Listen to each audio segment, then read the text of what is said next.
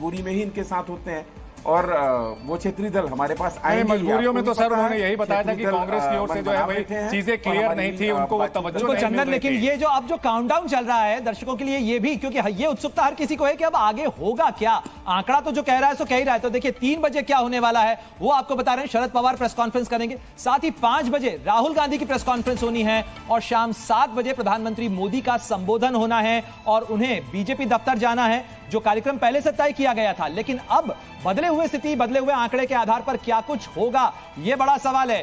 के शर्मा जी, बीजेपी दफ्तर में तैयारियां पूरी हैं, प्रधानमंत्री जी 7 बजे आ रहे हैं? नहीं, पूरी तैयारियां हैं। आप 7 बजे आ रहे हैं तो आपने चलाया है। नहीं, आपके पास किस सोर्स से पता है, मुझे तो जानकारी नहीं। हमने तो अभी कार्यक्रम घोषित नहीं किया है जी।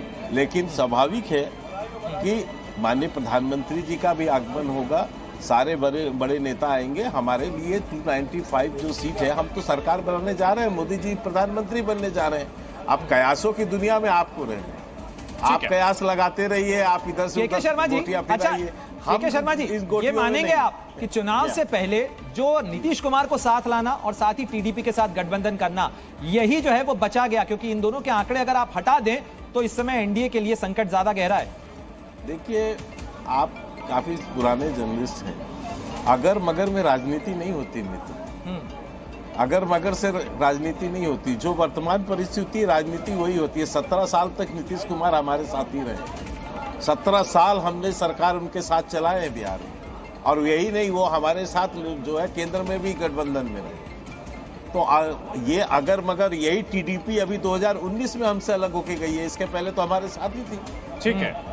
तो आप, और दूसरी बात, अभी जो कांग्रेस के मित्र ज्ञान दे रहे थे क्षेत्रीय दलों का, मित्र कभी अपना पूरा इतिहास उठा के देखिए आप।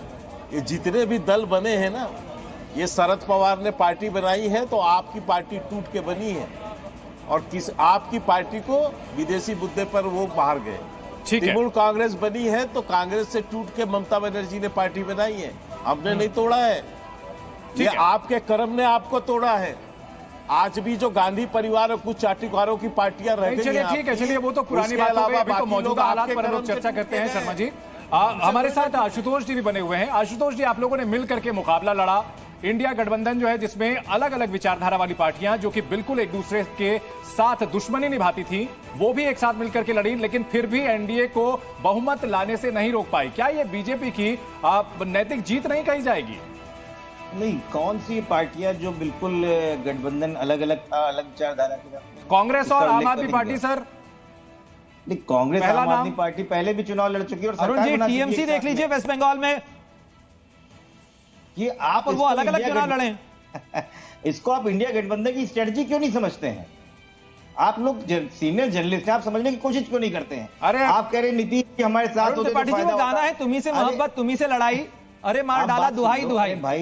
भाई आप लोग अभी भी आप लोग समझने को तैयार नहीं है। नीतीश जी अगर हमारे साथ होते तो हो सकता है 14 की सीट जो मिल रही वो ना मिलती, उधर से उड़ के आ जाएंगे हमारे पास। अब 14 वो भी है, तेजस्वी के पास भी 7 है, अब 21 हो जाएंगी। अरे आशुतोष जी, अगर तृणमूल कांग्रेस आपके साथ मिलकर के लड़ी होती तो हो सकता है 42 के 42 आप लोग जीत जाते।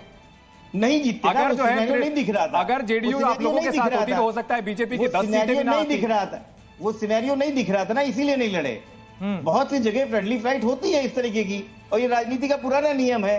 पता नहीं आप जैसे लोग कैसे नहीं अभी आपकी सीटें आई हैं सर, तो आप नियम तय करेंगे, बिल्कुल आपका हम नियम नहीं तय कर रहे, हम सिर्फ ये बता रहे हैं नहीं, लेकिन चूक को स्ट्रेटजी मत बताइए सर। अगले 1 हफ्ते के अंदर इंडिया गठबंधन सरकार बनाने जा रही है और आप सब लोग उसके लिए तैयारी रहिए। कोई परेशानी। आशुतोष जी, आंकड़ा कैसे 229 इस समय स्क्रीन पे आपको भी दिख रहा होगा, इस 229 के आंकड़े को 272 ले जाने का क्या फॉर्मूला है, ये भी तो बताइए। देखिए 229 आपके वहां दिख रहा है, कई जगह 241 और 245 तक जा रहा है। 25 से 30 245 चलिए कर लीजिए, फिर भी गणित में 272 का तो क्रॉस करना पड़ेगा आपको। हम कह तो रहे हैं, इस देश में ऐसे ही सरकारें बनती हैं। इस देश ने जनादेश भारतीय जनता पार्टी के खिलाफ दिया है। 350 का मैंडेट लाने वाले वो 300 टच नहीं कर पा रहे हैं, मैंडेट उनके खिलाफ है। निगेटिविटी वहां पर आई है और आप इसको समझ ही नहीं रहे। आप अभी ताल ठोके पड़े हुए हैं। वर्मा जी, ऐसा है कि ओडिशा में बीजेपी की सरकार बनी है, वहां पर बीजेपी नहीं थी सत्ता में।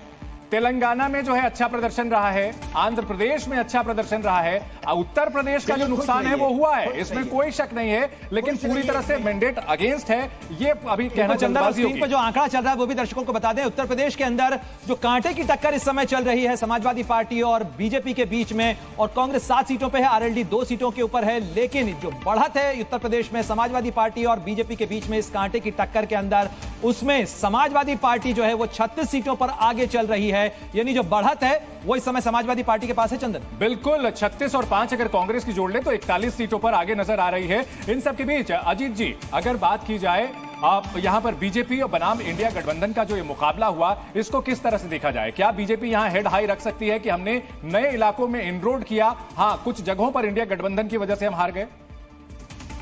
देखिए, अगर उत्तर प्रदेश के संदर्भ में है तो उत्तर प्रदेश में कहीं ना कहीं बैकफुट पर आई है भारतीय जनता पार्टी, लेकिन पैन इंडिया की बात करते हैं तो इनरोड की है, उसने टीडीपी से गठबंधन किया है, तो ये उनका एक सार्थक कदम था और एक सूझबूझ के साथ वाला कदम था, क्योंकि एक साथ 10 साल से लगातार अब सरकार में है तो एक नेचुरल सा एंटी इनकम्बेंसी हो जाता है, तो उसको बैकफायर करने के लिए इन लोगों ने जो तरकीब और जो राजनीतिक सूझबूझ का परिचय दिया है वो सही में काबिले तारीफ है। बिल्कुल अजीत जी, मैं रोकना चाहूंगा।